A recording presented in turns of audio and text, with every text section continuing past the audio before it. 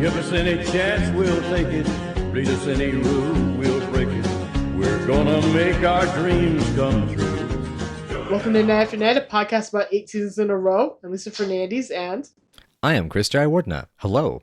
And we're about to review The Feminine Mistake, directed by Joel Zwick and written by Chris Thompson. I bet you get some facts about them, don't you, Chris? So yeah, I've got some facts about Chris Thompson here. He was still working as a producer on the show and doing a lot of story consulting. This was his second episode of season 4. He has 3 more to go for the series that he'll get direct writing credits on. And later, Chris Thompson would go to work on mostly TV movies and other TV shows, and many other things, many different projects we've discussed before. One of the interesting things is that a while back he ended up doing the Disney TV series Shake It Up with Bella Thorne and Zendaya, which had all of its 75 episodes of television directed by Joel Zwick. Which is also our factoid for today about Joel Zwick. Also about Mr. Zwick, his 9th episode is this one, and he still has 20 more to go in his run on the show on Laverne and Shirley. So, yeah, that guy's been prolific. That's awesome. I didn't even know that. I didn't know that at all. Okay, and here's what the episode's about. Laverne's development crush on Joni Mitchell, the coach of Shotz's baseball team, reaches a feature pitch after she lands the winning run during a big game. They seem to be set to go to a big church bazaar and dance together when Squiggy spies Joey with the dainty Wanda title bomb at the pizza bowl, leading to the revelation that Joey does not see Laverne as a romantic interest but as a buddy, not ladylike to date or ask to the dance.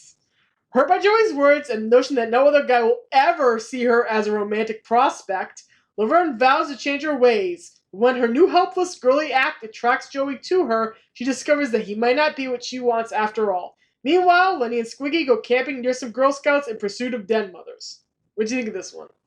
Well, my first comment has to do with what happened when I watched this episode and told my mother about it before watching it with her later. I mentioned to her that he played an asshole in this episode, and she goes, "Oh wow, that wasn't much of a stretch, was it?" Oh gosh, your mom. That's fabulous. Your mom's the best. Your mom's the best. She appreciates that. She says hi by it. She says hello, by the way. Hi, your mom. Hi to your mom. Anyway,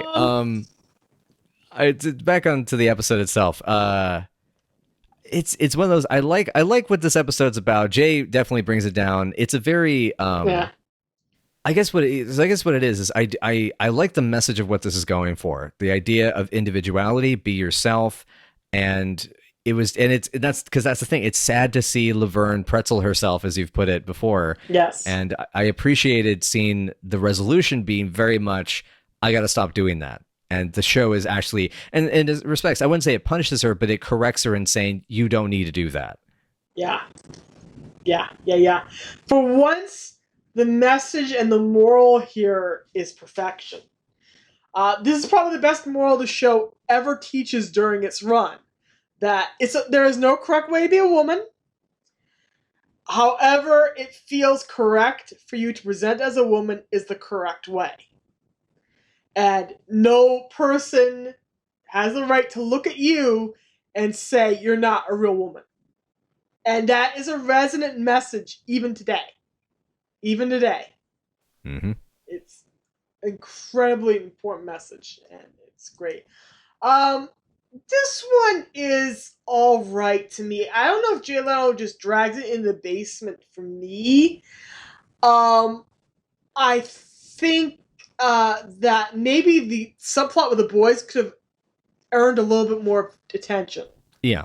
That could have added, there should have been a couple more scenes. Or they didn't need to go all the way out to the woods, because that really doesn't lead anywhere except to a sight gag in the tag scene. And it's almost, that scene with the two of them almost exists to get them out of the way for the rest of the plot. Because they really don't have anything to do with the main plot except to introduce the complication of Joey being a dickhead, which is what he is. Because Joey's a big old sexist dickhead who can't accept that women who are tomboys or butch or whatever are hot. Yep. Joey can screw himself. Yeah, and that's a him problem. That's not the woman's fault there. I I guess that's the thing I like about the episode is that it takes him to task for it. But I agree that I think that those elements, when they're present, are very strong. But that exactly, there's those qualities around it that don't quite make it a cohesive. I almost wonder if, in some respects, there's a lot of time spent getting Laverne to be frou-frou, and that's good. Those are some funny bits. The bum at the baseball diamond. We'll talk about him in a second.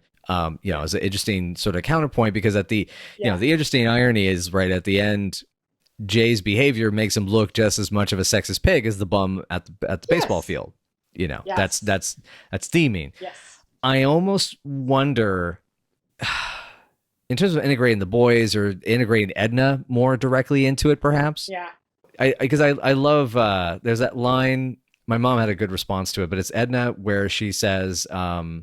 Take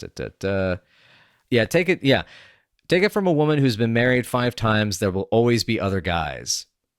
Yeah. And I remember my mother responded as like, whoa, but at the same, as well, almost kind of like, she would know because she's been with many different men that have, tried to be there for her and they've failed. And it's like, it's not you. It's the men at a certain point. You have to understand it's the men, Yep. She has because culturally we train men to be terrible. Yes, exactly. It's worth mentioning before we dive into the breakdown here. This is the first of 2 appearances Jay Leno will make on the show. He appears as an entirely different character in the dreaded season 8 in one of the strangest episodes of the show's long run. We will get back to that when we get back to that. But this is our very first major appearance of Leno as a guest star, I think. I'm pretty sure. This is his first major TV guest starring role. Yeah, well, I mean, I didn't bother with the research there, partly just because it's Jay Leno. You either know or you don't. You feel free to look it up yourselves. The people that are more obscure that show up on the show, I feel, deserve the attention. Yeah. You still like Jay Leno. I can't believe you.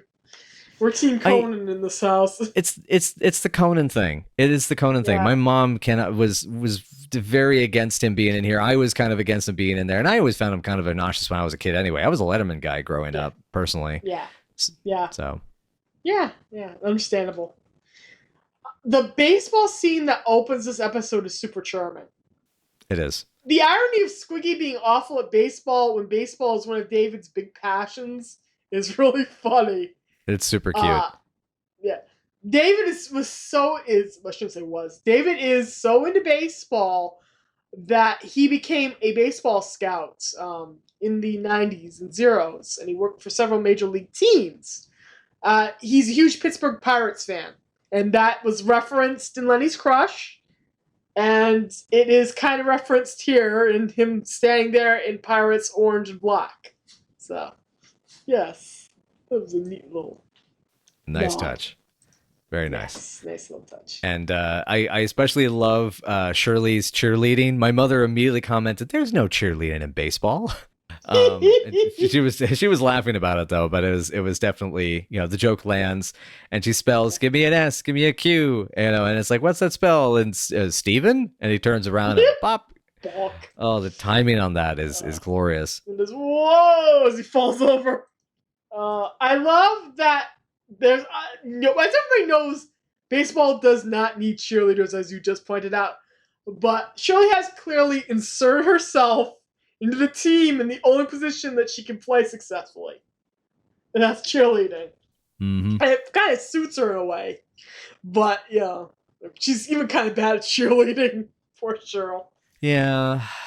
A lot of passion, a lot of heart. I give her that. Yes, and she looks nice in her little outfits. Carmine gets a great line here as Squiggy gets beaten and he gets walked off. The batter gets his base. The pitcher gets congratulated. I love that bit. Oh man. Yeah, and Carmine psyching him out was a nice touch too. Yeah. And I just absolutely love Squiggy. It's like, Babe Ruth's life flashed before my eyes. Did you know the Babe was afraid of dogs? Babe Ruth fact when he's sitting there with great. Oh man. Yep. And then we get the Joey introduction as the coach or the guy who's kind of head of the team, and And Yeah. butt taps, which is already kind of a clue that this guy doesn't look at Laverne quite in that fashion. Yeah. And of course, fittingly, Laverne gets the home run. Yep.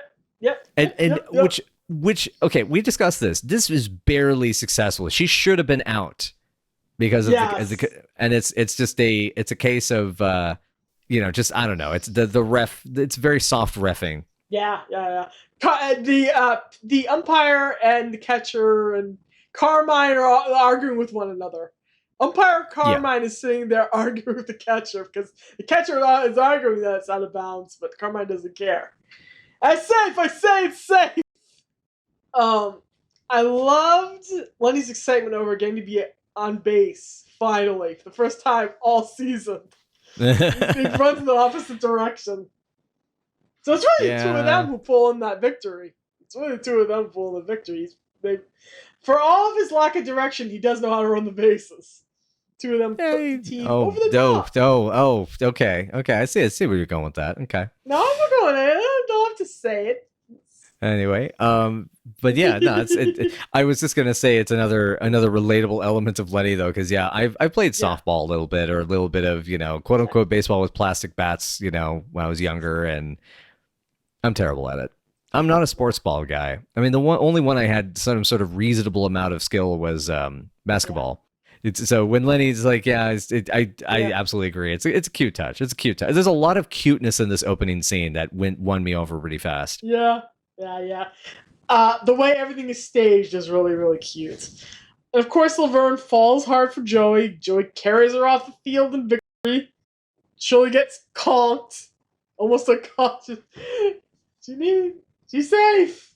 She's safe. She's safe. I'm just waiting for this to be this little concussion counter at the bottom of the screen get superimposed. Yeah. At this point, half the cast is concussed due to what they have done.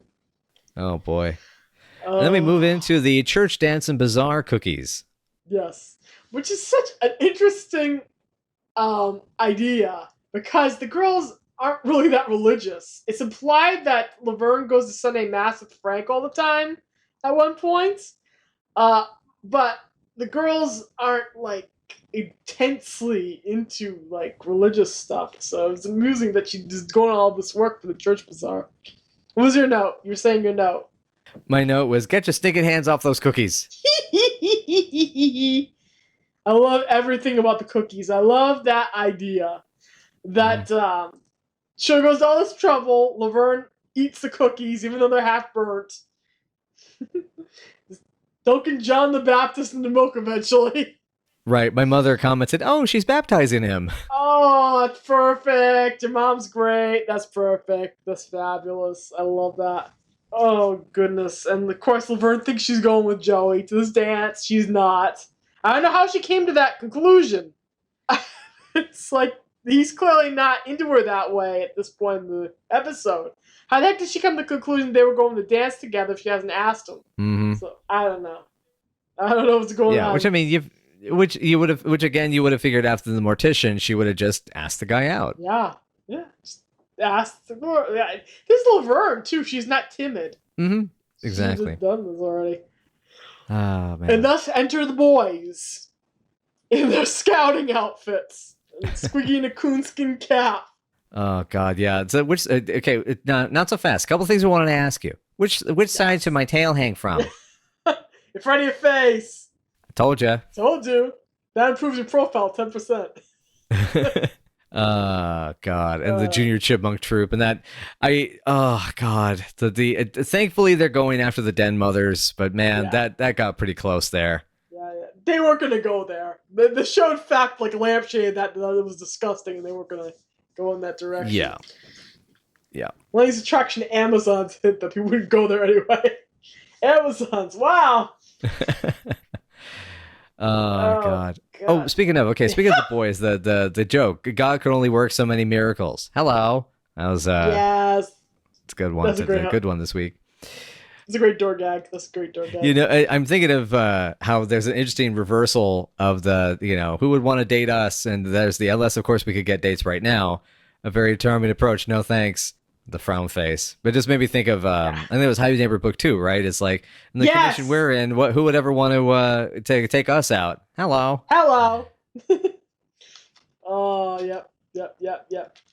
And then as we go into the Joey's taking me. It's like Joey, and then it's like then we get to hear the wonderful pronunciation of Teitelbaum. Teitelbaum. I can't do it perfectly. Teitelbaum. I can't do it perfectly. You need to hear the way David does it, because the way David did it was chef's kiss perfect. Yes. Good. Yes. Yeah. The brain chair. Yep. You can see Penny Marshall, by the way, trying not to crack up. And she's just barely holding on during this whole scene. I can't blame her, because David's really good. It's really good. I wonder if that was like a last minute addition during rehearsals, you know? Yeah. Or he just improv'd it just to get her. Oh man, it's a good one. Teitelbaum. And then there Laverne goes to pretzel. My note is, Laverne, stop pretzeling. Yes. I liked the line, they're called den mothers, and they're so prepared. Oh yeah, and no, then, there's I'm not gonna lie, a prepared woman is very, very attractive. Yeah. The old bazaar dance is a great line too, and the boys wanting to go, the girls turn them down. Oh, to think we could have had another good High Neighbor Book 2 type situation, but no, we have to get Jay Leno. The Burn just should have gone with Lenny. That's always going to be my point of view. So just like you have to watch an episode where she's sexually attracted to Jay Leno. I have to say she's not sexually attracted to him, and it's like, does this make mental sense to you? Does it make any sense to anybody ever? Love is blind. Love is blind. But yes, is so blind. Yes. Yes. But we're still, the jury's still out on the deaf, dumb, and unable to smell. Yes, exactly. Oh, before we fade into the pizza bowl scene, we have to mention the boys trying to steal Shirley's cookies. Steal the food. Yes, I have that in my notes. Yep. Thou shalt not steal. And they look up. Yeah, they look up in such horror. Such horror. It's a great touch. Beautiful. Well, when the universe gives you that kind of message, you gotta put the cookie down. Yeah. I love the first line. I'm just gonna go down and use the ladies' room. That's a great line. But yes, enter Laverne to the pizza bowl. There is a really, really, really, really great little scene between Frank and Laverne here, which is really cute. It's so good. It's so good. Yeah. You know, you're making my head hurt. Yes. I love. Yeah, his every line delivery Frank has in this, just Phil just kills it. It's like, that's another question. I don't know from other people. I only know from other orders. Look about when he's finished. We all do. Please believe me, I'm already doing a favor for your friend Shirley. I'm making a pizza that looks like Noah's Ark. And Ma noticed the bit where he points out that it has 2 of everything. I didn't catch that. She pointed that out to me. Yeah, that was the joke to everything. He said, how the heck do you do that? And he was, 2 of everything. 2 pepperoni. 2 kinds of cheese.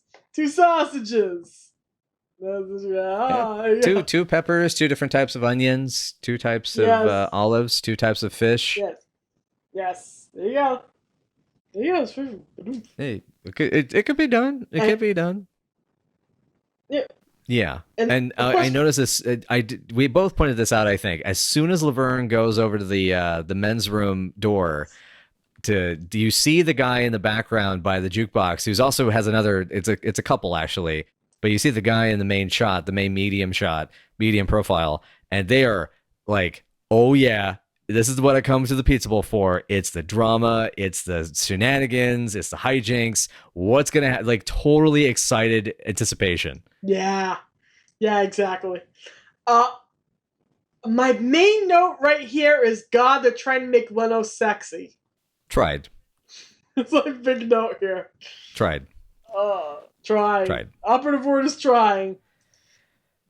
Yeah, but I love it's like he's sexy in a early 80s Ron Jeremy sort of way, I guess. Oh God.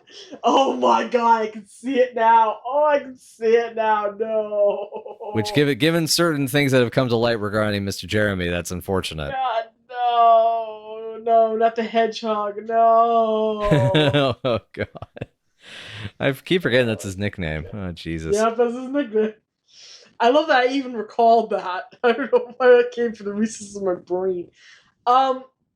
So Laverne's just like anticipatory, knocking until she's punching this dude. It's just like a really great little physical comedy moments. And then she sits down with this guy and she's like, they're sharing interests. And then, it starts to light bulb that he just sees her as a buddy. She's too tomboyish to properly attract him as a helpless and dainty female companion.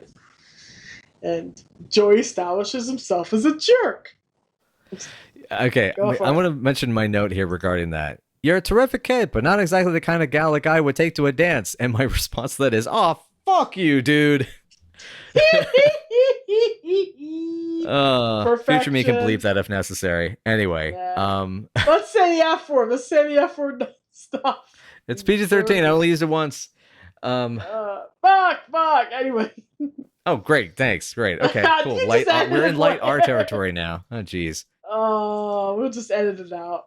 It's fine. Anyway, did anyone notice that Jay Leno looks like a bad Howdy Doody puppet with the eye makeup and lashes here? Oh God, who does he look like? He looks like a puppet from Pee-wee's Playhouse, and I can't remember which puppet he looks like, but he looks like a puppet. I mean, I know he looks like Troy Tempest in a cowboy outfit, that's for sure. Yeah, there you go. Perfect.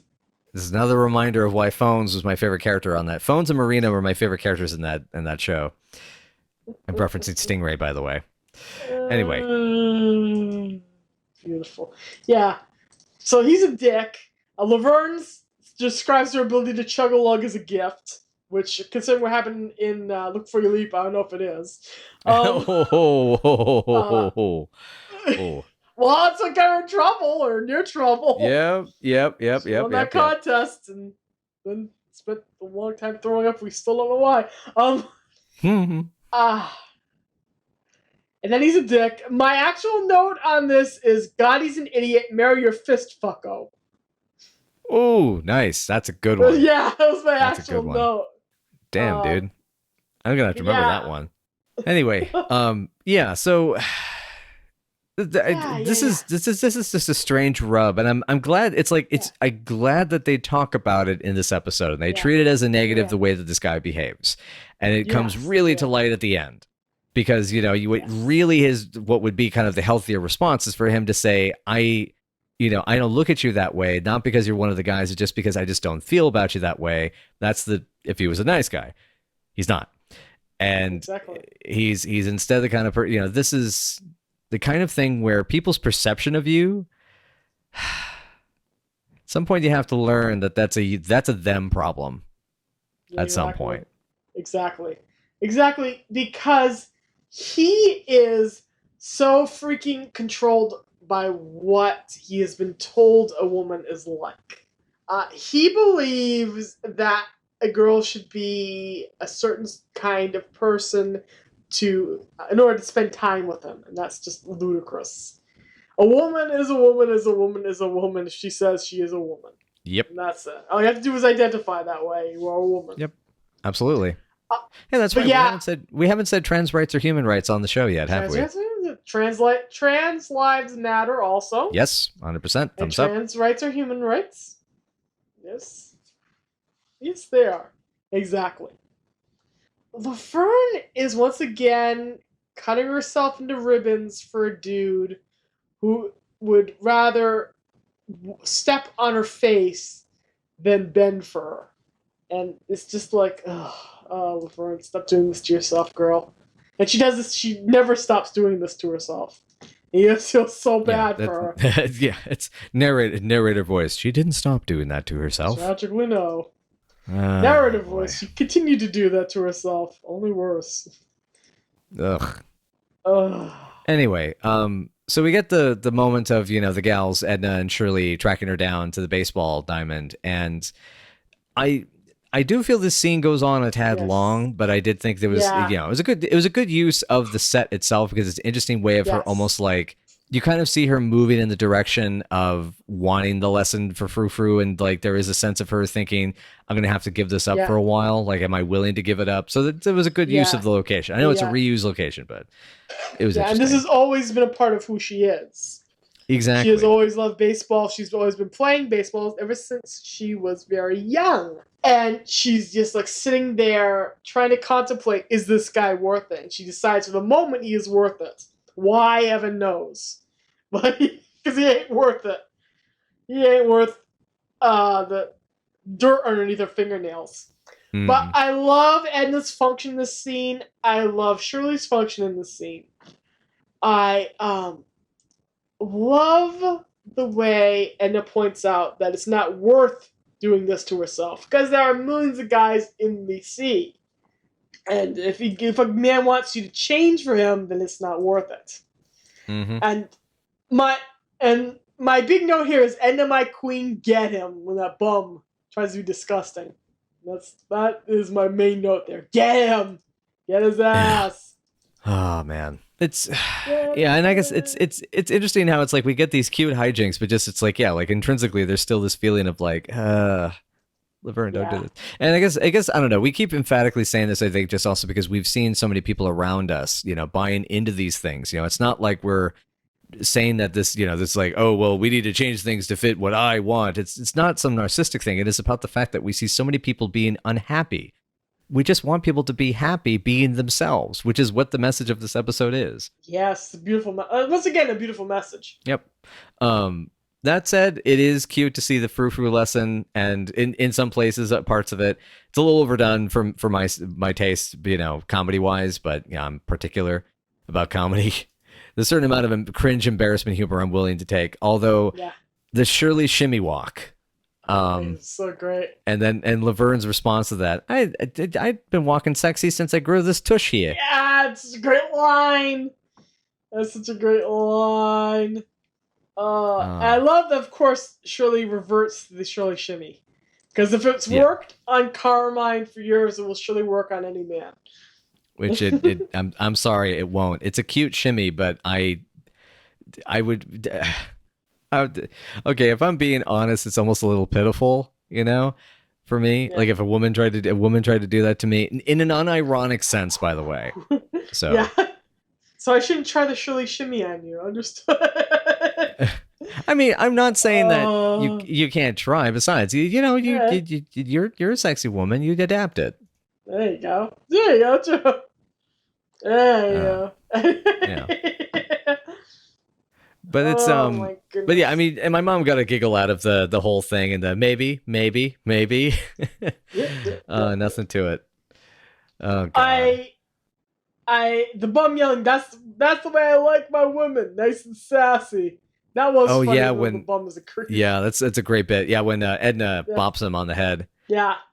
Yeah, you're teaching Laverne how to be a lady. We should teach this man how to be a gentleman. Yeah, that's such a great line of dialogue. Edna is a badass. Yeah. This episode, she's so great. Rest in peace, Betty. We love you. her. We love you so much. We love you. We love you, Betty. You rule. You rule. You ruled back then. You still rule wherever you are right now. Forever. When Laverne came out with the line, I'm not the kind of girl a guy would take to a dance. All I could think of is Lenny asking her to that ball. I mean, yeah. he almost asked her to go to dance with him. Oh man, dude, yeah. We've had so many cases of this issue, the continuity. Yeah. It's not even the continuity. It's like he counts as a guy. He has asked you to dances before. Definitely counts somehow. Okay. And then Laverne turns to Scarlett O'Hara as a role model because she did well on a book report in regards to Scarlett, and I went, oh God, no.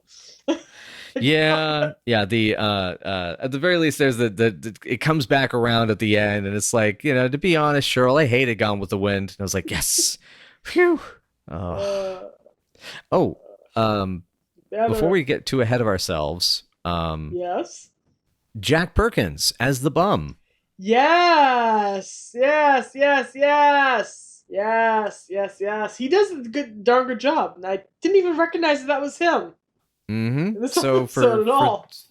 This is his final spot on the show, and yeah, so we're gonna say farewell to Jack here, Jack Perkins. Oh. Wow. And Yeah. yeah, he famously for us, played the patient in Angels of Mercy, who was able to stay very, very still and not laugh and not break character and be just balanced enough to probably help with the stunts of that gag. And he also, I'm just going to double check here because I forgot to write down what other episode he was in. Oops. Just edit in the future, Chris. That's fine. It's fine. He was the bartender and Buddy, Can You Spare a Father? So that was also, so he's, actually, wait a minute. I do have a note here. Hang on a second. Thanks. That's right. Here is my note. It's his final spot on the show. And we just would like to say, thanks, Jack, for helping us laugh at love again and again. We will forever remember you as the patient who much physical comedy happened around and the bartender who watched Shirley work out her daddy issues. He, interestingly, was also in Ron Howard's Grand Theft Auto and an episode of Blansky's Beauties. Because of fucking course he was. Everybody was in Blansky's Beauties. Almost everybody. If you were in a Marshall-verse show, you did Blansky's Beauties and you smiled. And it's just a case of don't worry about it. You're not gonna. It won't be remembered. Oh wow, he also was holy crap, I totally forgot about, I didn't spot this before. I'm going through his IMDb page to look up his if he was still alive, and I didn't realize he also was the Master of Games in Star Trek TOS. Oh, cool. I'm pretty sure I've seen that episode. That is awesome. Anyway, though, Jack Perkins did sadly pass away in 1998 at the age of 76 on March 7th, Van Nuys, California. But anyway, he had a long career, 114 credits, so yep. He also did stunts on so many things uncredited, including quite a few. Actually, whoa, hold that thought. A lot of stunts on what's his name? Clint Eastwood movies, including Paint Your Wagon and Magnum Force. Oh wow, that is neat. I did not even know that. I never would have guessed. I had no clue. Damn, man, and he was doing that in his yeah. I mean, actually, okay, he was in his 30s, so he's still in the range. I know stunt guys that are in their 70s now, so yeah. Oh yeah. It's not a prerequisite that you're gonna die if you do stunt work. It's not like professional wrestling where you just go when you hit like 60. Sadly. Right. Anywho, yeah, the bum. He was good as the bum, and him starting to like practically cry at the Laverne's version of the shimmy. It's like it's like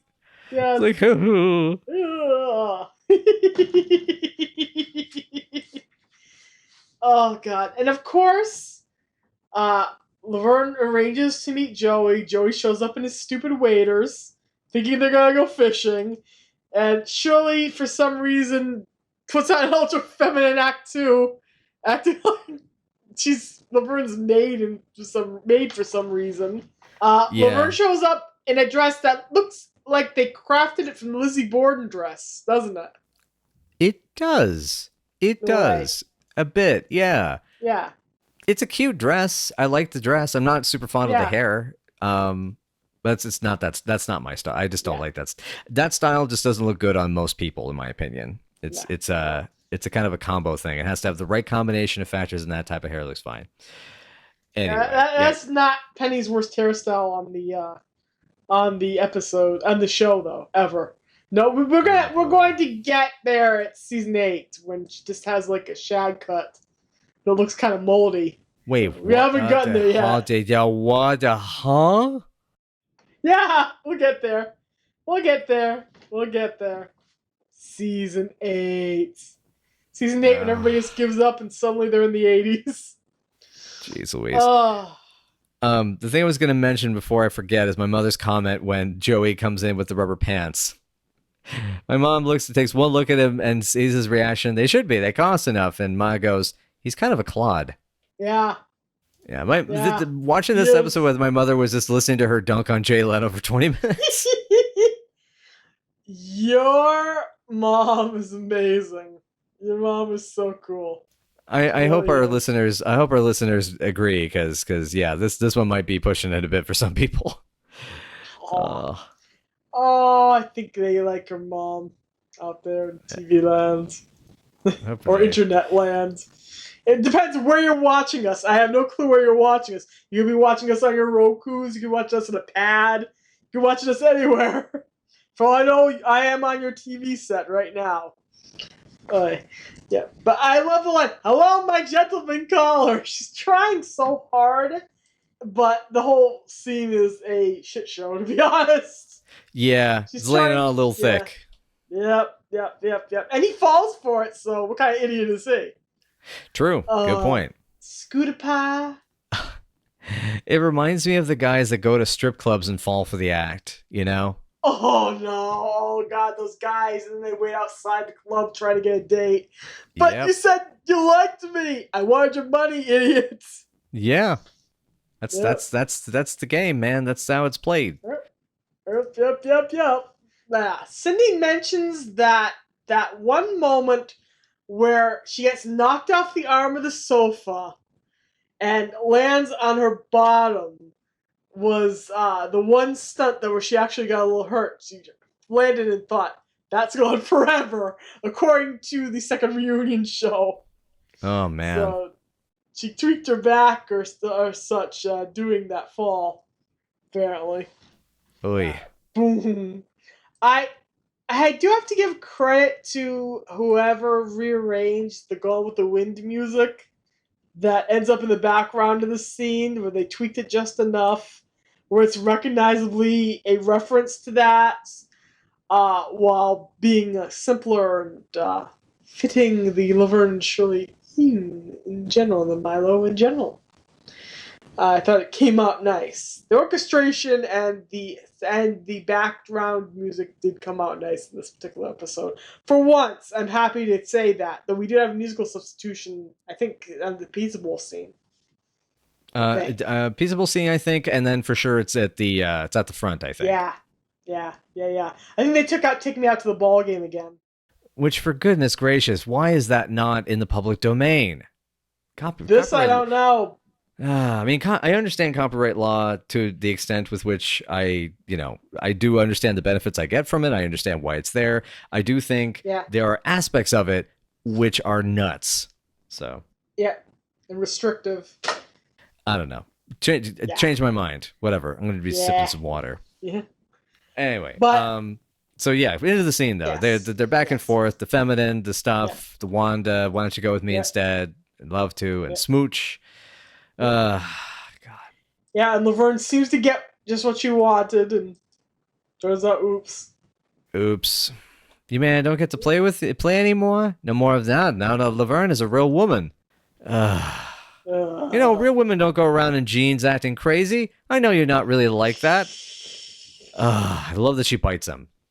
She should have bit harder. She should have drawn blood. Yeah. Draw the first blood, Laverne. You know you want to. Sup from your enemy's veins! Sup from them!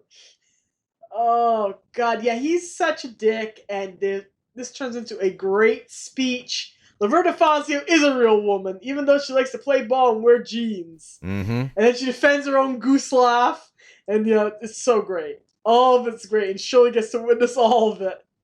My notes on this scene: shut up, Joey. Fuck yeah, Laverne.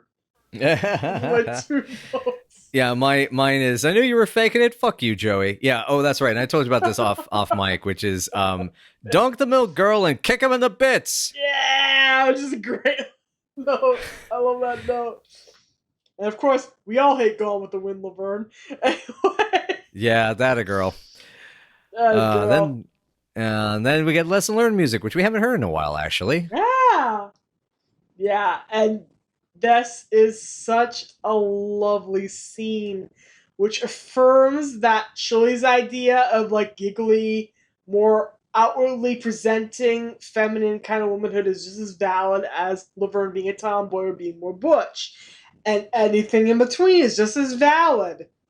Even though they have different ways of expressing who they are still valid women. And that is so important. And it's so good. Even now, it's an important message. It's just, wow. It's good. Yep. It's a good show. It's a good message. It's good content. Yes, and I like that. I think we're good the way we are. Yeah, we Yes. are. That's the exchange. And I just, my Ah, last little that's line so for that scene, my last little note for that scene is sisterhood for the win. yes, yes, yes. A perfect note to end that little exchange on. That's wonderful. Ah, yeah. Yeah. And And then we get the tag scene. yes. The how could you stand there and lie when you have the entire Old Testament and the road to Damascus in your mouth? Oh gosh, and Shirley honestly looks like she French fried those cookies, but Lauren's just eating the heck out of them. Just and you're drinking John the Baptist. You're drinking John the Baptist. Just still such a great line. I mentioned it earlier. Still great. Yep. And then the boys return from their camping trip with a big surprise. Oh man. Did you notice? I know on my DVD, I just wanted to point this out. There's a bad edit where there's one shot of the girls, one of the medium shots, is having to use a different source. It's not using the cleaned up restored print. It's like a really bad TV tape. Okay, I did not notice this. This is new information. Should look for that next time I watch it because I did not notice that at all.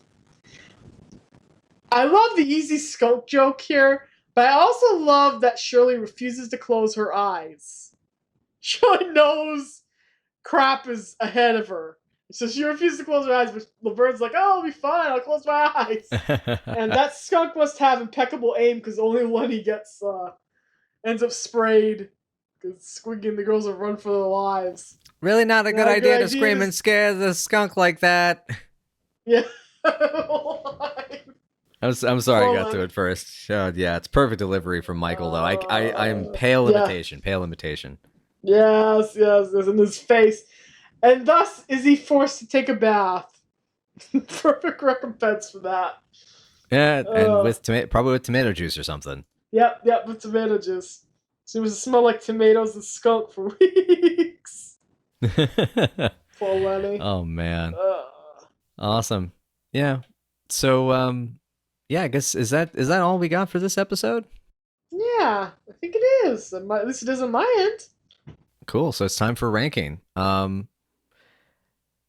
I 6.5, maybe it's, just because the message was strong enough and there's very cute to it, but the frou was a little, it's cringy for me, which just makes it uncomfortable. But yeah, I really like the girls, and Jay is good at playing a cad, which and this is the thing, we're giving him a lot of crap for things that he has done in his life and other parts of his career. Yeah. But it's a case of, you can tell he knows he's playing the bad guy in this part, and that either means he's on board enough with the message of the episode, which he's doing his job well. Yeah. But anyway, it was good. The dress is cute. The snacky time is cute. Frank gets a nice bit. The boys get some good work. But yeah, it's inconsistent in places. So 6.5. It's better than average, but not by too much. Exactly. For me, this is about it's about I'm gonna go a little bit higher with a 6.9-ish. Nah, 6.6-ish. Around there. Yeah. The message is invaluable and important, and it's delivered beautifully. The problem is we have to live with Laverne being in Pretzel Town for a while. Yeah. We have to watch her once again twist herself into little tiny pieces for a dude who's not appreciative, which is an annoying plot line. Everything with the boys is entirely superfluous and almost doesn't really need to exist in this episode. And I have to add that, however, everything else works very nicely. The baseball framing scenes work very well. And then Shirley's little bits are perfection. Even Leno does do well with what he is given. I gotta give him credit for that. And Penny really holds it together as Laverne. She's really good as Laverne in this particular episode. And that's always, but in this particular episode, she just nails it. This frustration and this desire to be someone she's not, and then discovering her own backbone once again. And that's wonderful, I think. So yeah. It's not perfection, but it's an important message. So I say watch it for the message alone. Right, right. Yeah, sounds good. Yeah. And I have one last note for my mother. It was weird seeing Jay Leno, but it was really good at playing the jerk. Don't know, broken record at this point, but yeah. Anyway, I love that. Oh my goodness. but yeah, I think that covers it for this week. Yes, indeed. Awesome. I do believe it does. All right. Yeah. And if you would like to know more, you can join us at Night F Night PC on Twitter or Night After Night Pod on Facebook, as well as Tumblr and WordPress, and hey, maybe even that Patreon. Throw us some dough. Throw us some scratch, man. Get us some bread. Anyway, I don't know what it is that we're doing next. So what's the next episode, Lisa? And I promise I'll not do this voice again. Thank you, Babden.